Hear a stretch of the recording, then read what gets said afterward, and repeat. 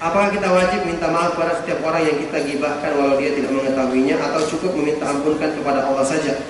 Ya, kalau kita perkirakan dia itu akan tersinggung kalau kita beritahu, maka kalau khawatir mandorotnya lebih besar, maka ya kita memintakan ampun, doa baginya. Dan ada yang lain, bukan cuma memintakan ampun, menyebut di majelis-majelis yang pernah kita menggibahinya kebaikan orang tersebut.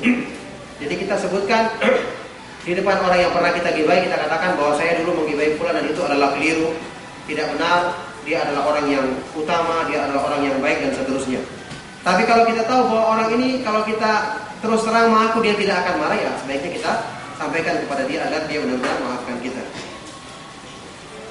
Apabila seorang ayah mendidik anaknya dengan cara memukul anaknya, apakah hal ini merupakan perbuatan maksiat atau hal yang patut dicontoh? Ya, memukul anak itu diperbolehkan, tapi bukan merupakan satu hal yang terus-menerus dilakukan. Rasulullah SAW bersabda tentang masalah salat, "Muru auladakum bis salati wa hum abna'u sab'in wadribuhum 'alaiha wa hum abna'u 'ashrin." Perintahkanlah anak-anakmu untuk melakukan salat ketika mereka berumur 7 tahun, dan pukullah mereka kalau meninggalkannya ketika berumur 10 tahun.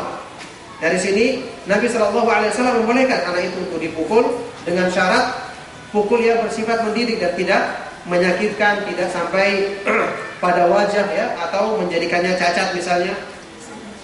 Tapi pukulan yang mendidikan, ya mungkin kadang-kadang agak menyakitkan dengan tujuan memberikan pelajaran kepada dia. Ini pun tidak terus-menerus, pada waktu-waktu yang dibutuhkan. Cuma dibolehkan dalam agama mendidik dengan cara memukul. Masalah yang berhubungan dengan hadis ini ketika berumur 10 tahun itu diperselisihkan oleh para ulama. Apakah ini merupakan pembatasan atau sekedar contoh saja? Pendapat yang lebih kuat insya Allah yang dikatakan oleh Syekh Utsaimin, atau yang cenderung dipilih oleh Syekh Utsaimin, boleh anak itu dipukul selama dia sudah mencapai usia yang bisa mengambil pelajaran dari pukulan. Kalau dia sudah bisa mengambil manfaat atau pelajaran dari pukulan, maka dia boleh dipukul, apakah sudah sampai 10 tahun atau belum atau lebih.